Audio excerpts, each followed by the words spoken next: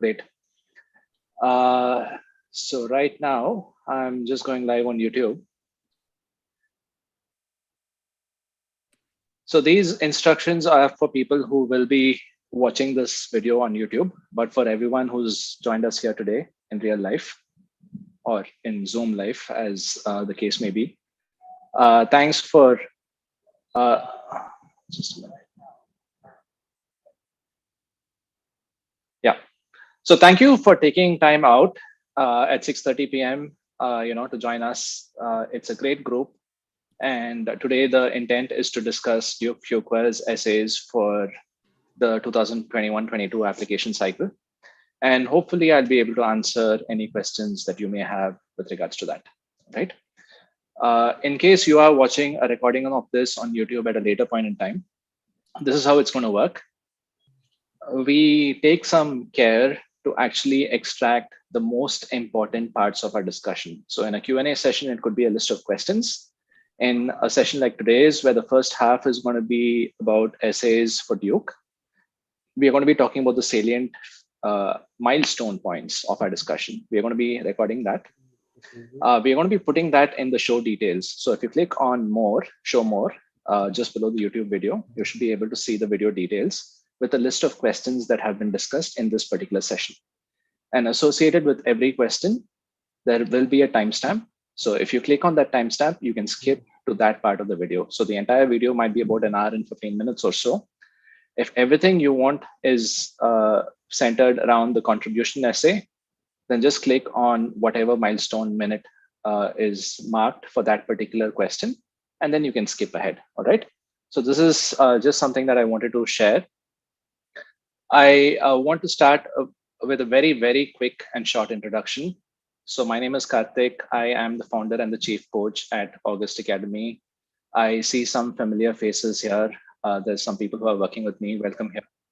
And then there's some people who are in our larger mailing list. Welcome to you as well. Thanks for being a part of our mailing list. And hopefully you'll spread the good word about us to other people across the country. I am an alumnus of IIT Madras and Stanford. I've been running HKUST Academy since 2013. Like many of y'all, I felt unchallenged in my corporate career at some point in time. And then that was when I thought I would go out and seek an MBA. I applied to Stanford. I got into the exec program, but because of a few circumstances, I couldn't take it up at that point. But that was the same year in which I started HKUST Academy. I had done everything by myself. I prepared for the GMAT by myself. I didn't go to any coaching center or anything. I got a 770. I prepared my applications myself. I learned a lot, and I have always been a good mentor to other people younger than me. So I just thought, hey, you know what?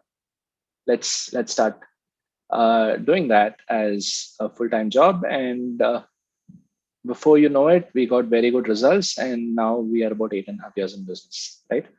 I'm working with a very talented bunch of people this year as well, and I hope this can continue into the future. That said, let's move on to the Duke discussion, which is what everyone's here for today. Let me just share my screen. All right, can people see my screen? Give me a couple of thumbs ups. All right. Thank you all. I'm going to find a way to. So once in a while, people are joining the Zoom call and I'm just admitting them. So it looks like I'm distracted. I'm doing something else, but what I'm really doing is I'm admitting people into the room, right? Someone has to mute their microphone, please. Yeah. So yeah, this is Duke Fuqua. And about Duke Fuqua, right? I mean, so this is me at Duke, and I believe this was, I've lost track of time. It seems like I've not been going out for the last year and a half or so. And I do realize that's a very privileged thing to say because, I mean, I am sitting in a high-rise building and I'm living a very sheltered life, whereas the same thing is not true for a lot of people around the world. But yeah, I mean, that apart, It's been a while since I went anywhere. So let's see. 2019, I think 2019, roughly May or June. That's when I was in Duke. I did a circuit tour of about 5 schools in the US at that point. There was Duke Fuqua, there was UVA Darden, you know, there was Vanderbilt Owen, and finally there was Georgetown McDonough, right? All great campuses. I think anybody who gets to study at any one of these 5 schools is going to be a very fortunate person. And if you are considering applying to any of these schools or any school that's not in the list, but still in the top 25, top 30 worldwide, definitely I wish you all the best, right? So what do I know about Duke? One of the things I learned about Duke was they have this concept of paired principles, right? So I still remember I was attending a presentation by the dean at Duke, and his words stood with me. All right. So you remember that traditionally schools have been concerned about admitting students who displayed or rather demonstrated high IQ, intelligence quotient. And how do they measure your intelligence quotient? I mean, there's several ways, but typically your GMAT is one way to do that, right? So IQ has always been important. It's been important for the last, I don't know, 50, 60 years, whatever, right? Over the last 5 years or 6 years, the concept of EQ has started to gain traction. And what is EQ? EQ is the emotional quotient. How good are you with regards to your interpersonal skills? Are you somebody who can relate to other people very well, right? So Stern does it. Duke also likes to see people with good EQ skills. In fact, a good number of schools in the top 20, top 25 have started looking into a person's EQ, right? So this is what the dean had to say. If we were to just look at students who were high on the IQ and high on the EQ, then what we would end up with are a bunch of psychopaths, right? So obviously you're very intelligent because you have high IQ, and you understand people very well because you have high EQ. And these two, when combined together, may just result in you being a manipulator of people, right? And he stressed and underlined the fact that that is not what they were looking for. In addition to high EQ and high IQ, they were also looking for something called a high DQ. Now, what is DQ? Folks in the DQ is something that he had introduced by himself. And according to him, DQ was decency quotient. So I'm going to underline it here, decency quotient. So that's what Fuqua is looking for, not just people with a very high level of IQ or a very high level of EQ, but also very decent people. So that's what Fuqua is looking for. And if you can demonstrate that that's you, then I think you have a great shot at getting into and becoming a part of Team Fuqua, right? So that said, let's move on. Deadlines are very straightforward. There's an early action deadline, which is on the 2nd of September, and then there's 3 rounds, pretty much the same as most top schools out there at this point. The one thing to note about Duke's early action round is that it is binding, which means if you are offered admission, then you are morally obliged to take it up and withdraw your applications from every other school that you applied to, right? Which is a good thing. If you apply in early action, you are essentially communicating to the admissions committee that you are very, very serious about Duke, and Duke is your number 1 choice, all right? And because Duke is your number 1 choice, because you are sending them that signal, they will consider your application more favorably. So if you're very confident about Duke, please apply in early action. If you're interested in Duke, but you're also interested in a few other programs, then maybe round 1 would be the better option for you, all right? So that's about deadlines. Now, with regards to requirements, the requirements are about the same as most other major schools here. At this point, it's okay for you to send your unofficial transcripts. They do need you to take either the GRE or the GMAT or the EA. They need a 1-page resume. And I think they have the concept of 1 required LOR and 1 optional LOR, all right? And finally, they have a few questions and essays. Miscellaneous resources, they have frequently updated student blog. So please go through that to understand what student life is all about. Now, let's move on to the fact, let's move on to the essays, which is what most people are here for, right? So any questions about the requirements so far?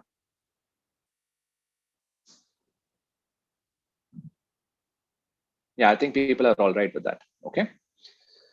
So the first question is a very standard goals question. All right. What are your post MBA career goals? Share with us your first choice career plan and your alternative career plan. Okay, sounds good. I made this presentation last week, but I'm going to open it up again. I'm going to stop screen share for a minute.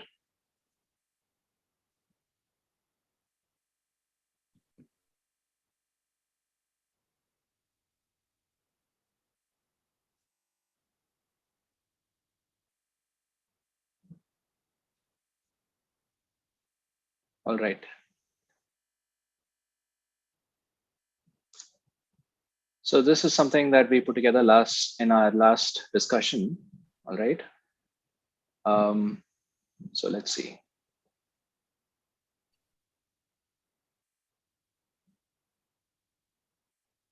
Is this too small for people to follow? I think so, right? Yeah. So with regards to your goals essay, this is what you need to be focusing on. What is your life's mission? What kind of long-term goals will help you achieve your life's mission? And what kind of short-term goals will help you get to your long-term goals? That's pretty much all you would have space for in this particular essay because it's just a 100-word essay. All right.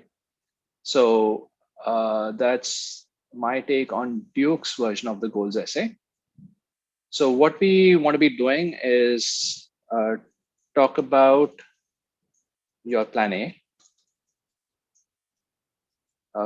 Pick from any legitimate post MBA career path. But you do some due diligence, okay?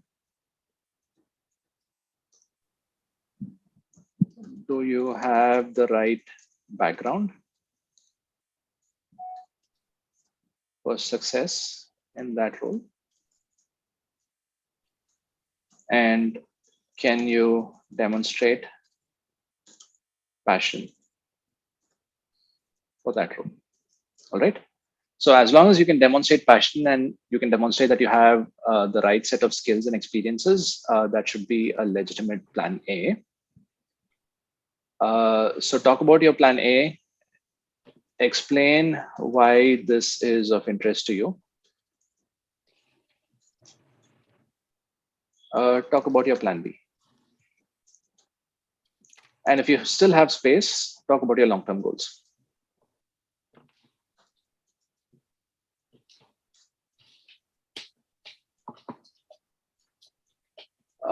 Can people ensure that the mic is muted? All right, so this is pretty much it. Any questions here about the goals essay?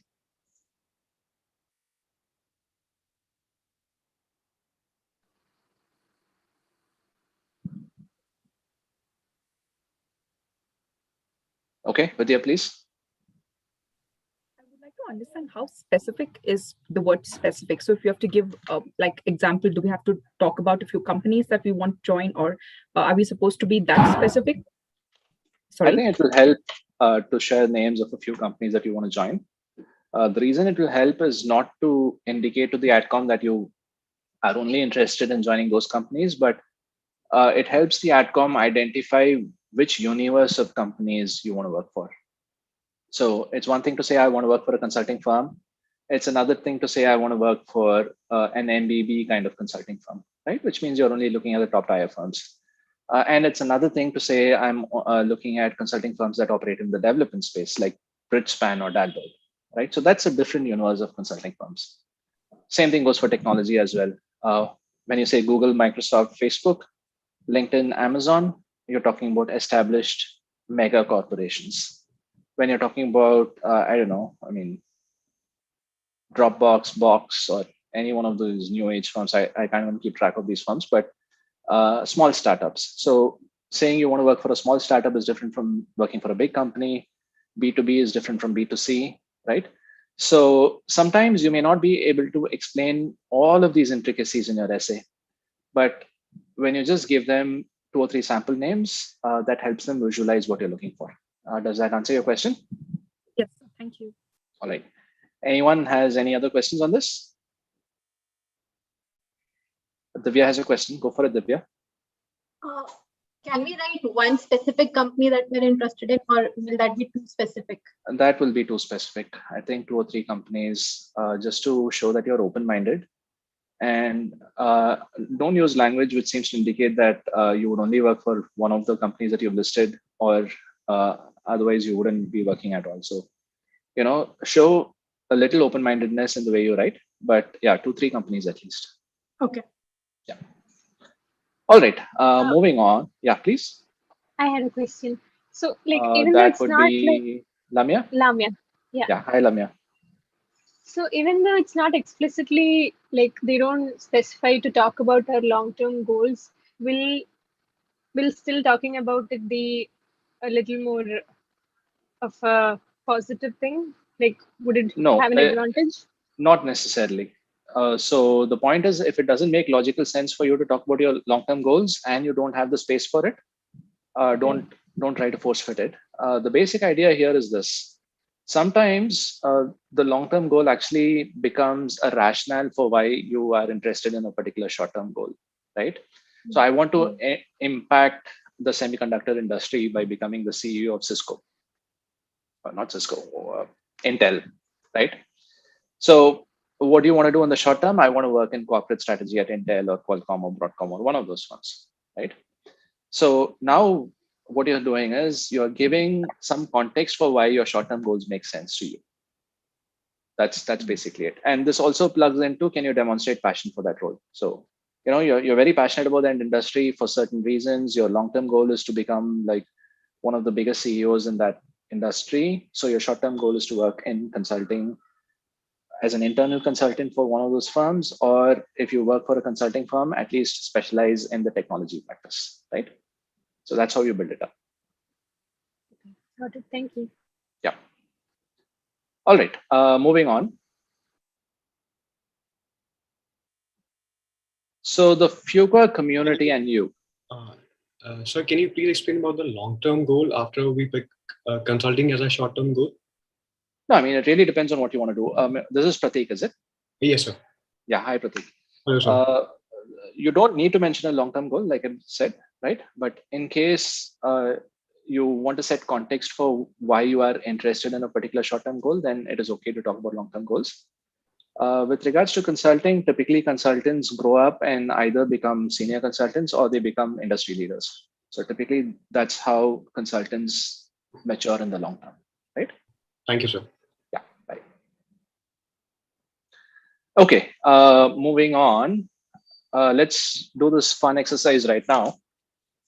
I'm going to stop share. All right. So just give me a minute. I'm going to ask people to write 25 random things. All right. So are people up for it? Can I hear some yeses? Can I see some excitement? People seem very bored or people seem very terrified. The idea is to have fun and to learn something, right? Come on, people. How's everyone?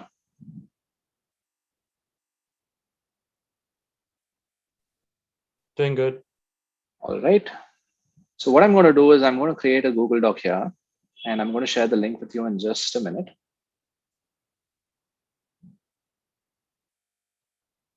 And I want people to write some random thing about themselves. All right. It doesn't matter. I mean, we are not going to know who's written what. Okay. But the idea is just write something. So do we need to write about our qualities or do we need to write some? So we will see, right? I'm going to share it with people and let's see what people write. It is completely anonymous, right? I mean, we have about 20, 25 people in the group at this point. So nobody's going to know whose points these are. Okay. All right. Let me put this in the chat window. Can people access this?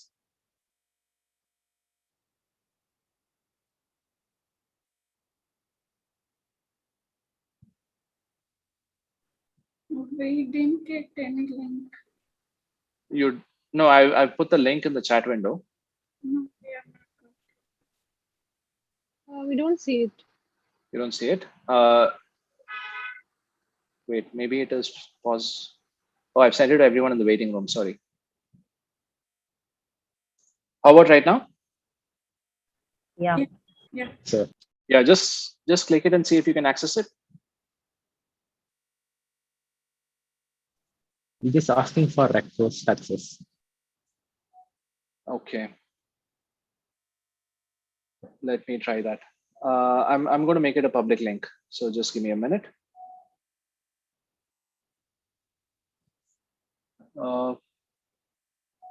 Okay, I'm going to share my screen, and if someone's like a Google Docs whiz, please help me make it a public link. All right. All right. So how do I make this a public link?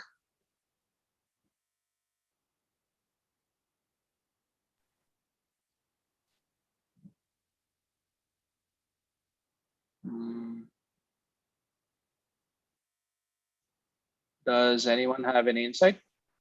Sir, where the file is located basically, It's उस पे here. right click करके Okay. share पे आएगा, Share. sir. Okay.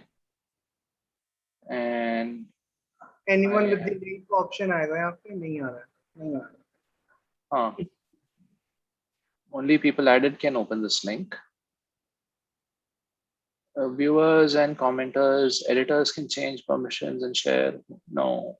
Can you try creating this file in your drive in this folder? This is in my drive.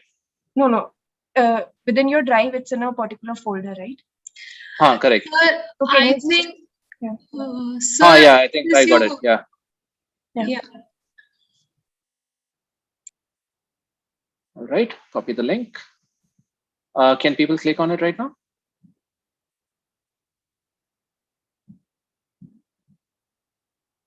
Let me put it in the chat. Yep. So that's where we are.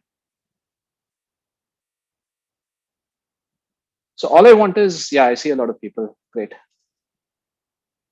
So let's think about what are the different topics that people can address, right? People can talk about travel. We need it. Okay. Nobody's got edit permission? No, we are not. Okay, let me change that. Just give me a minute.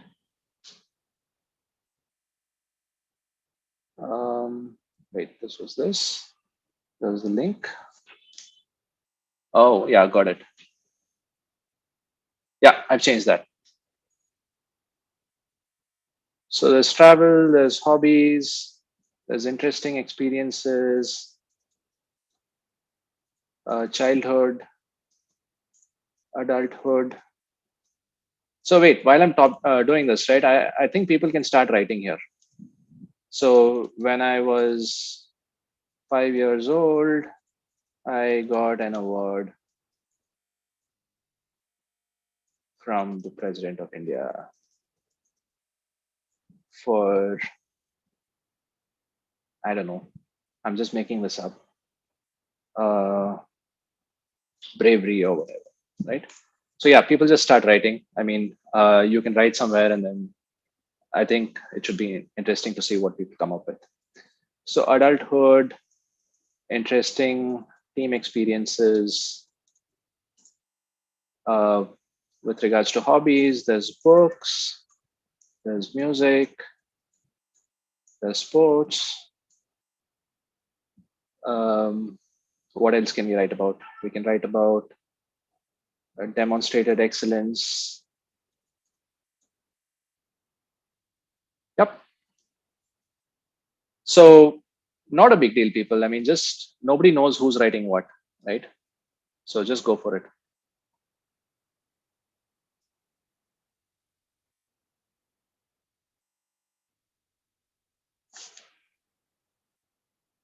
So we have about 2 or 3 people writing. Great. Thank you for volunteering.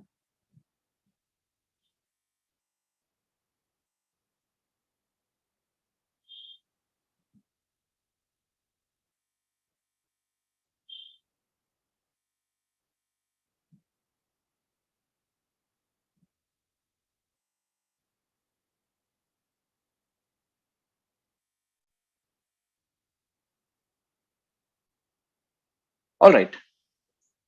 So I want this to be a participative session, all right? So the first bullet is something that I put up. When I was 5 years old, I got an award from the President of India for bravery, all right? Now, I want to hear voices from the room.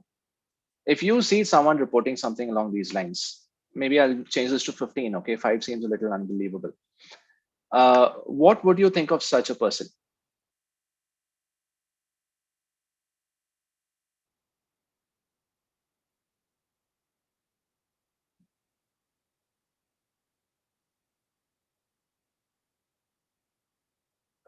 Speak up, people. I think this would work best if we are sharing with each other.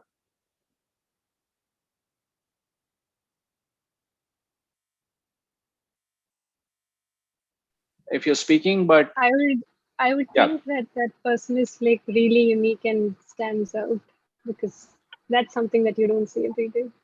Yep. So definitely, I mean, it's not something that you see every day. So obviously, this is unique. How can you make this bullet point better? I think by explaining that how he was, how that hardship like molded him. What Yep, led to sure. the award would be nice to know. Okay, wonderful. So 2 things, right? What led to the award? And how did the experience mold me? And that's pretty much the same kinds of comments that I would put on my students' files, right? If somebody were to give me this, so I'll say, hey, add some more detail. And these are the exact same questions I would ask. And with regards to what does it say about me, it says I'm brave. It says I have put my life in danger to help somebody else. You know, that's how brave I am, and that's how I care about other people. And the fact that it was recognized by the highest, or like the first citizen of the country, that's a great thing, right? That's validation. So let's look at a few other things. Point number 2, I think somebody's still writing it. Point number 3, somebody has a keen interest in cryptocurrency and blockchain. Okay, what do you learn about this person at this point? Not much besides that he's into tech. But, okay, so he's into tech. But he should explain more and tell how that has changed his life. Learning about blockchain and about cryptocurrency. Okay. Perhaps he can talk about what he has learned, whether he started investing in cryptocurrency with his experience, or elaborate basically on this point. Just this point doesn't convey too much. Okay. Okay. So, so first of all, I think it's a great point to start out with, because these are all things that are happening in the moment at this point. So when I read something like this about a person, I learn that this is a person who likes to keep themselves updated, right? So that's good. I mean, so Duke is looking for a wide variety of people. Definitely, they are looking for people who are collaborative in nature and all that. But they're also looking for people who have the ability to learn and keep learning, a lifelong learner, right? So someone who says something like this indicates that they are a lifelong learner. But yeah, this point can be made better. And how can it be made better? You know, how did you develop this interest in cryptocurrency? I understand that blockchain is necessary for cryptocurrency, but then blockchain is useful for a few other things as well. So have you used blockchain to do something interesting or unique? Have you started a company using blockchain? Are you consulting for a company using blockchain? So what exactly are you doing with that knowledge? Some interesting tidbits could be, did you make, I don't know, 10 lakh rupees using cryptocurrency, right? You would have been one of the earliest investors about 3-4 years ago, and suddenly you could be sitting on a pile of cash. So these are some, don't feel compelled to explain all of these things, all right? You will not have the space. You have to finish up all your 25 things within about 750 words or so, if I remember right, which means you have about 30 words per bullet, right, on average. but add something else which makes it a little bit more interesting. So that's the basic idea. A couple of months ago, I had an accident in which I fell inside the engine of a ship while working on it. It was the most terrifying and eye-opening incident of my life. Okay, that is really, really scary. I hope you are well. What do I learn from this? I would like to know the circumstances under which this happened. If you were doing this to help somebody and this happened, that would be interesting to know. Interesting is not the right word. That would be educational, right? You're telling me it was terrifying and eye-opening. So if you can explain to me why this was terrifying and why this was eye-opening, that would be also revealing of some aspects of your personality, right? So those would be some suggestions I have for this. I fell off a raft during a river rafting in a rapid and had to hold on to a rock before a boat rescued me. I developed a fear of river rafting, which I overcame 1 year later on my next vacation. Okay, so this is somebody who's open to trying new experiences. He had an accident. I mean, this accident probably, without knowing anything much about these two accidents, right? The first one and the second one, I'm going to make a judgment call. The second one is not as serious as the first one, all right? If it is, I'm sorry. But yeah, someone who's trying out their hand at various new activities. And yeah, sometimes it doesn't work as you intended to. And naturally you develop a fear, but then you overcome it very, very shortly after, right? So all in all, I see an ability or a willingness to learn new things and experience new experiences, an ability to overcome from triumph over adversity, and you're getting back in the game next year. So that's also nice to see, right? So that's good. I plan to start playing tennis from today, keen on improving that sport. All right, great. So that tells me something about your interests. And the fact that you're keen on improving, I think that's the most important part of this bullet for me.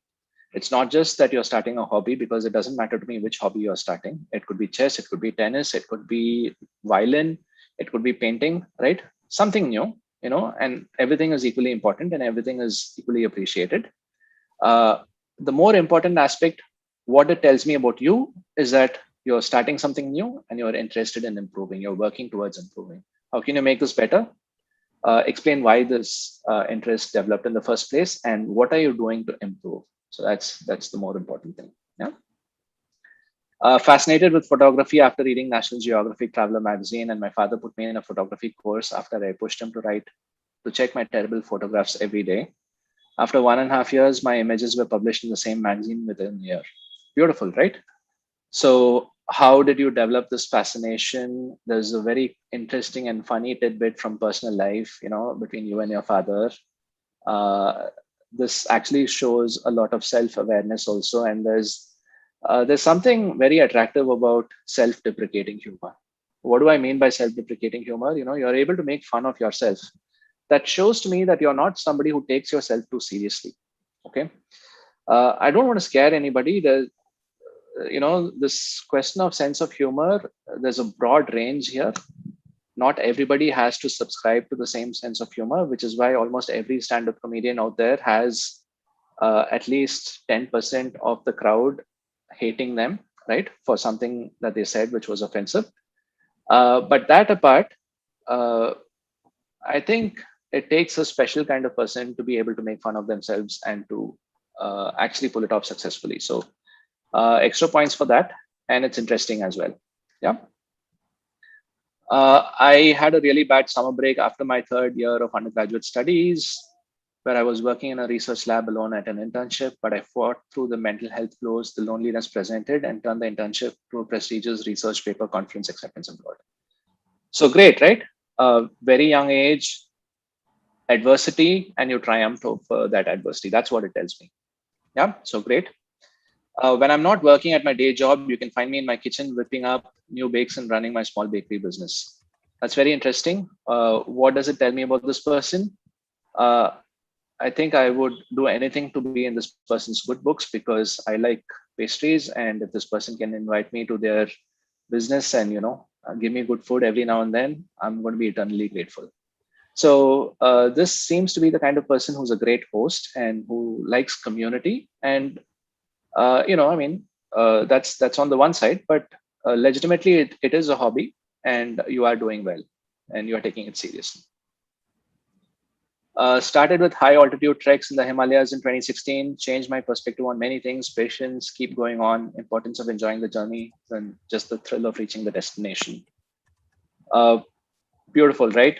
Again, someone who's trying new things, but someone who actually has the ability to connect what they have tried in real life, in the hard and tangible world, with the spiritual world, right? So there's this concept of enjoying the journey and not always worrying about the destination. I think that's a very spiritual message as well. Great. Very spiritual as well as an adventurous person. Founded a yoga club in college, active member of Art of Living, amateur river rafting and paragliding enthusiast. One thing, my friend, is this could actually be about three bullets at least. The yoga club could be a bullet and Art of Living could be a part of that. River rafting and paragliding could be a separate bullet. So at least 2 bullets, I would say. That's a lot of material, and I think you can develop that a little bit more. In school, I grabbed the opportunity of judo district level competition, which was less than a week away, trained for it and won the silver medal. So again, this is another bullet where I get an opportunity to understand what this person is interested in. And I'm also able to see that this person is someone who is committed, disciplined, trains with excellence in mind. So these are some of the things that I'm able to understand. Because it was just a week away, I'm not able to counter this or rather account for this as triumphing over adversity. But if this person had also indicated something along the lines of, when I was in 10th standard, I went to the finals, but I lost, and I kept my motivation high, and then I trained for my entire 11th standard, and then I won the next time against the same opponent, maybe, right? So now in addition to all of these things, it also becomes a conquering adversity kind of bullet, right? Life till now to me is pushing my limits and leaving a mark. Folks, I'm actually going to stop after this bullet. So if you're just starting, please, I wouldn't want you to, feel cheated or anything. So yeah, but coming back here. I did the same personally and professionally till date. I have been a part of both front end and back end operations in a business. Directly working with the promoters of a company gave me a deep insight of the working of an organization in and out. The experience of knowing how promoters think built a niche foundation for my career and the way I think now. Both professionally and personally, I'm a jack of almost all the things I want to do. Now I want to push my limits by taking up more challenges, which do excite me a lot. But the question is how? I got entrepreneurship as my answer. I resigned, started my own startup. Great story, but this is a much longer essay. This almost looks like INSEAD has this essay where they ask you to talk about your career till date and explain the rationale behind why you did what you did. This would be a great write-up for that. For the Duke 25 things, like we discussed, the average is about 30 words per bullet, which means if you have to add some variety, have some bullets which are just about 5 to 10 words long, and have some bullets which are about 40 to 50 words long, mini paragraphs. But this is probably a little longer. It is really worthwhile to condense this message and express it in 2 sentences. That would be a good bullet. Okay. And what do I learn from this? I learned that you're someone who's a continuous learner, and you are someone who pushes yourself and tries to improve upon yourself every day, right? So these are some of the messages I carry forward with you. Another piece of advice is, because you're going to have opportunity to write your goals also in the goals essay, maybe even if this is interesting and revealing, maybe you can find room for something else other than this, because you will be talking about this in another essay anyway. Nothing wrong with this, but if you're going to be talking about it in your goals essay, use that space for something else here. So that's my advice. Because we have a restricted timeline, I'm going to stop share at this point, and I'm going to go to the contribution essay. All right. Did people enjoy this exercise? Was it participatory? Yes, it was actually great. I hope people were able to learn something. Moving on back to the mind map.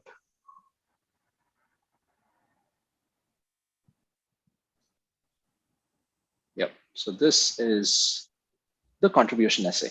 All right. It's a very easy essay.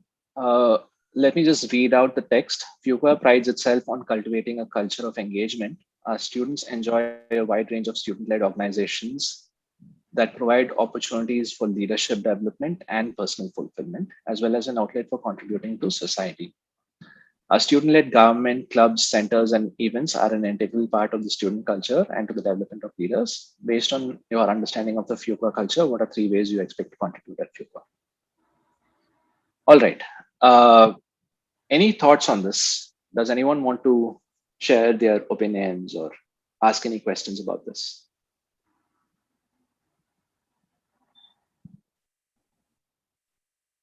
Okay, let me just jump in. See, the first thing is based on your understanding of Fuqua culture, right? So the first step is for you to understand Fuqua culture. That's where it all starts. So how do you understand Fuqua's culture? Attend webinars, talk to lots of students and alumni.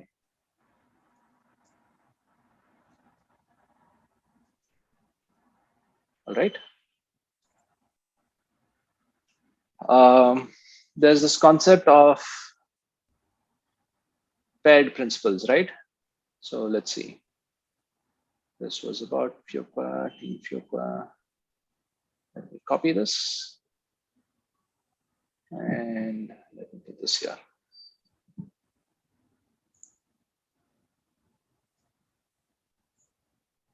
So there's all this. Okay. So authentic engagement, supportive ambition, collective diversity. So these are so-called paired principles.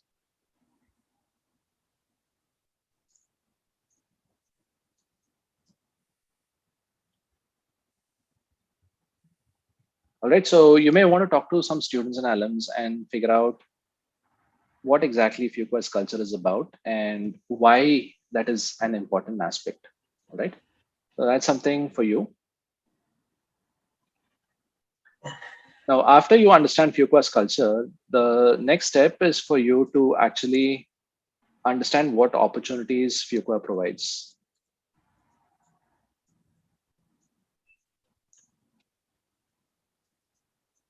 So there's all these clubs, right? And clubs are of a variety of structures. There are some industry-based clubs.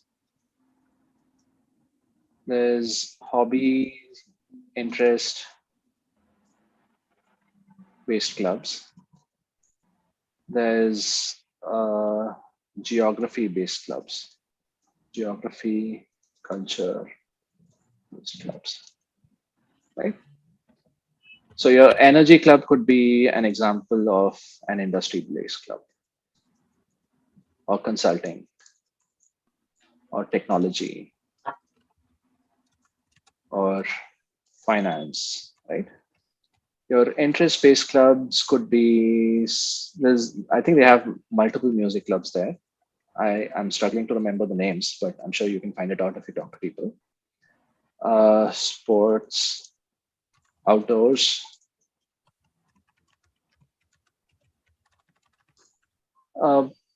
food, any number of other things, right? And then there's the geography culture based club. There could be like an India/South Asia club, South America, EMEA, ANZ, USA, any number of other things, right? There could be other special interest groups.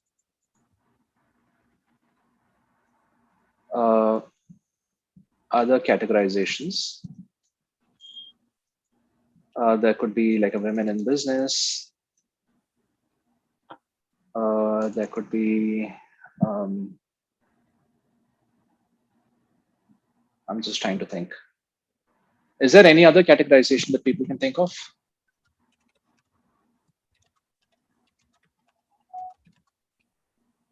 Okay, I'm assuming that this would be it.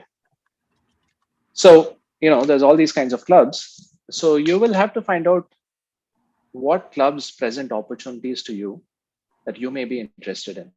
Okay, so that's one thing. But then equally important is trying to understand yourself to figure out where you can contribute the most. So let's say there are about 10 clubs that you are interested in and about 5 clubs that you can contribute to. Make a list, okay?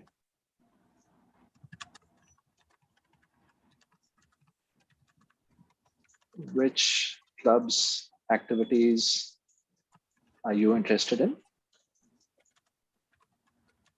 And which clubs, activities can you contribute to? And this is based on your background, your industry affiliation, your functional expertise,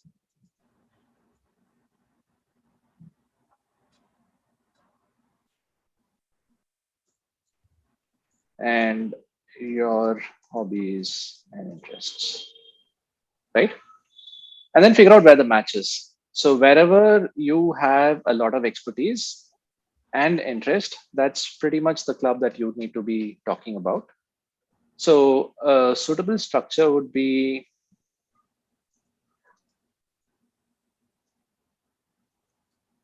open by talking about what do you understand about Fuqua's culture?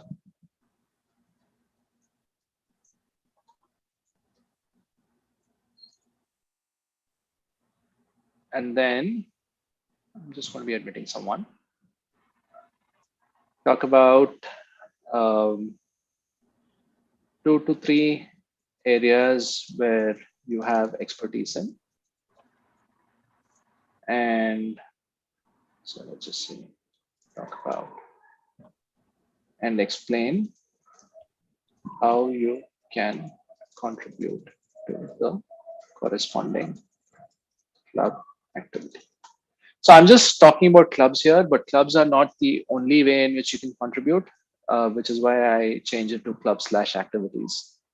The only restriction here is they want you to talk about life outside of the classroom. So not the courses, but life outside of that. So that's about it. One of the caveats I would like to express here is a lot of people come and tell me I will help to organize events, I will help to invite speakers, I will become the president of this club. That's easy to talk about. The real question here is, if you don't become the president, somebody else is going to be happy to become the president. All right. So that's not unique contribution. Unique contribution is something that only you and maybe very few other people. So nobody is truly unique. But what you can demonstrate is what kind of niche which only you and a few other people have expertise in, right? So what is it that you have expertise in, and how exactly is that going to be useful to Duke Fuqua and the community, right? So that's a suitable structure. And let's move this back. And then there's the optional essay, right? So in the optional essay, you can talk about your work gaps, choice of recommenders, and if you have any questionable academic performance, that's also something that you can talk about. All right, I think we are almost out of time. So anybody has any questions, please let me know. I'm happy to take any questions here.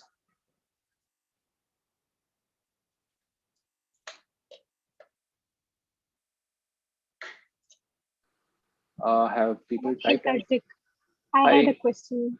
Yes, please. Who would this be? So, Lamia. Hi, Lamia. Yeah, please tell me. So about the recommenders, right? So in their website, they had written that they would prefer the primary recommender to be your current supervisor, and like an optional second recommender. So the thing is, like I have my primary supervisor who is like interested in giving me a recommendation, but I also have my ex-supervisor who's especially enthusiastic about me applying to Duke.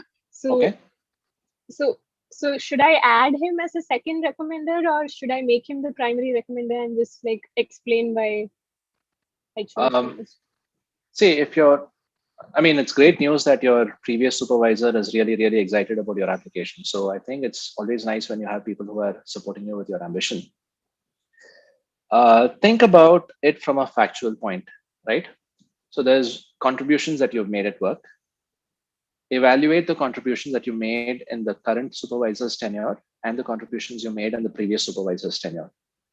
If one of these is significantly more impactful than the other, choose that person. Okay, so that's the first step. Okay.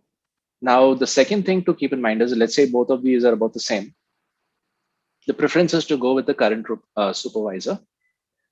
And if the current supervisor is not particularly motivated, or if there is concern that working with the current supervisor may impact the opportunities you get at the workplace, then it may be okay to get it from a previous supervisor, right?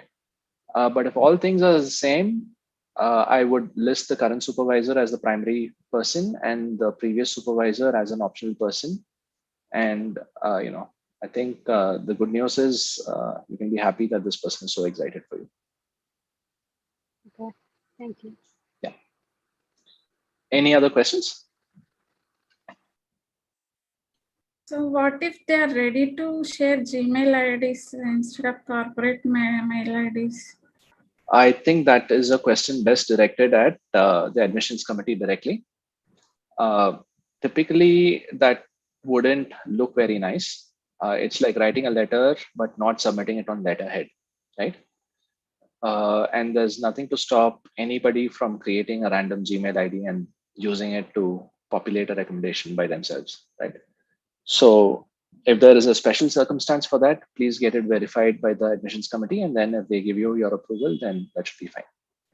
And also, if the employer is ready to give us the employment back after completion of this, do I need to get a letterhead approval, or your employer is ready to do what? Give me my employment back after business degree. So do I need to? Sure. Yeah. I mean, you can get a letter from them. Yeah. I mean, I don't know if you have to send it in paper format, but yeah, I mean, they can definitely add an email or something along those lines, or it can be mentioned in the recommendation letter. Hi, Vidya. How are you? Yes, I just have one small doubt. How can you address a 6 months employment gap during the COVID pandemic? See, I think it's perfectly fine for you to talk about why you had that gap. All right. And people have had gaps for a variety of reasons. And sometimes it's been as simple as I wanted to take a break. Okay. It's not a big deal to have a 6 month work gap. As long as you had your reasons for it and it was good to you itself, I think you just talk about it. The only place where it becomes questionable is I see a lot of people actually taking time off from work to prepare for the GMAT and such things. And then later they find themselves in a position where they don't want to say they took the break because they were preparing for the GMAT, and then they end up saying random things like, hey, I was working in my uncle's company and this and that. I don't object to such claims, but such claims are usually a little sketchy. But I've seen people get into colleges regardless of making such claims, right? So, yeah. I worked with a lady who had a 5-year work gap, and I think she remains one of my heroes to this day. I think I was absolutely low on confidence when I took her on as a student because I didn't know if we could actually deliver for her. But we just applied to one college and she got in, and that was the college she wanted. So everything worked out very well. This was Imperial College. So why was I not very confident, right? This was a lady who was unemployed at the time of application, and her work break was 5 years, all right? She got married, she had 2 kids, she raised them, and then she was moving with her husband to a new country, England, right? And she wanted to make use of that opportunity to restart her career. So that was the circumstance under which we applied. And that was what the work gap was for. And we explained that in the option essay, and the college was completely okay with it, right? So the extent of the work gap doesn't matter. It's just that you need to have an acceptable reason for it. Sometimes people take gaps for mental health reasons. Somebody in the family is sick, you're laid off, it takes time to find a new job. You quit because you realize that that's not what you wanted to do in life, and so you take some 3 to 4 months to figure out what you want to do, and then you find a new job, and it actually is in the direction that you figured out within that 3 month period. I think all of these are acceptable reasons. Yeah. Thank you, sir. Yeah. Arzu, please, question. Karthik. So I actually had a question regarding the LORs itself. Like you said that, for Gmail, these colleges prefer to do like a back and forth, or at least check, verify. When it comes to so I come from a background of marketing, and I've worked with smaller brands, all right. So the attrition rate, like employee attrition rate, is pretty high. Okay. So the idea is that the people who've moved on to another organization, but on their LinkedIns and everywhere, they've been in the same firm and they've been my supervisors. Can I put in the new email ID for the organization they're working at if it's in the same industry? Yeah, that's fine. That's perfectly fine. So someone who's at McKinsey, say, decides to go on to Boston Consulting Group, writes with the BCG email, that's perfectly fine. Okay. All right. Thank you. Any other questions? So is Duke okay with someone over 30 years age? Yeah. I mean, that's perfectly fine. Not an issue at all. I've had people at the cusp of 30 get into Duke before. Perfectly not a problem. Excuse me, sir. Yes, Arju. No. Chetan this side, sir. Chetan, please. Yeah. Sir, I resigned from my job in November 2020. Okay. So the real reason is that I wanted to prepare for GMAT, and I was not getting time because my work profile was too demanding as per me. So it was a 9 to 9 job basically, because it was directly working with the promoters and they had last moment needs. So okay. उसके time लग जाता था basically, तो पढ़ने का time नहीं मिलता था. So I resigned from my job because of that. And second reason for resigning was that my growth was stagnant there, personally and professionally both, because when appraisal came, they were like, you are not an MBA, and as per an engineer, you are paid well. So both these things struck me together. So I was like, I resigned and I wanted to go for my MBA. I resigned. So now I have a gap of around about 8 months. But also, meanwhile, in between, I always wanted to start my own venture or something. So I came up with this web-based application idea, wherein I am on the initial stages. We have rolled out the prototype. Now we are fixing the user interface. So yeah, so this is my present state. So I am working with some NGOs as well, and recently I have job opportunities in hand. I had an offer from Motherson and Sumi, because they are moving up with companies. I had an offer from them, but when I did the pros and cons of that, it was not really fitting into the vision I have for my life ahead. I think I can do more than a job. That is a startup or something. Wherein I can create an impact with my ideas basically.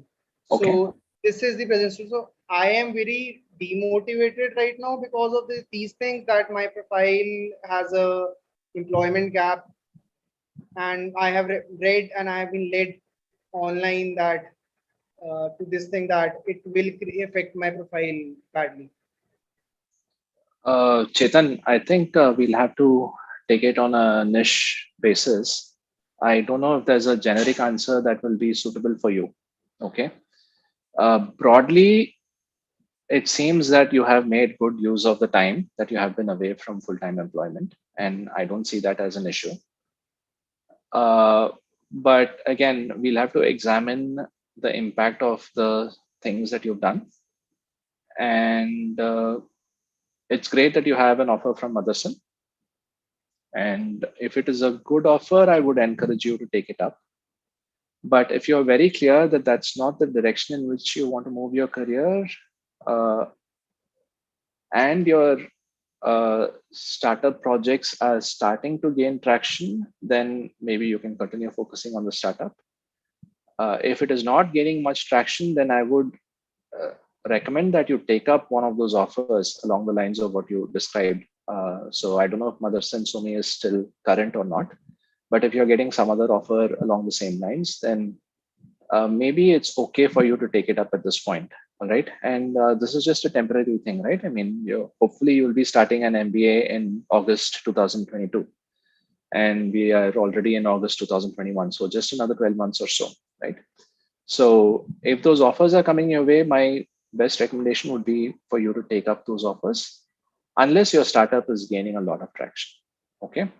And with regards to how exactly you're going to be explaining this in the optional essay, I mean, that's a discussion that we'll need to have on a more detailed basis.